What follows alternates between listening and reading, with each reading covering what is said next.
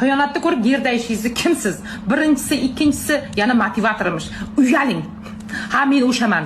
Erini xiyonatini kechirgan, oilasini saqlab qolgan va ba'zi bir o'zbek, g'ururli o'zbek ayollarimizni g'ururini sindirib qo'yayotgan, internetga chiqib bu gaplarni aytib, ayollarni noto'g'ri yo'lga ergashtirayotgan menman.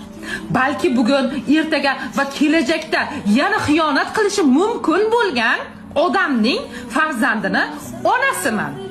Va hozir ertaga umrimni oxirigacha farzandim uchun o'sha xiyonatkor erimdan boshqa idealroq ota topib bera olmayman. Men o'sha xiyonatkor erkakning farzandining onasiman. Men onaman. Kimman aytaymi? Ona.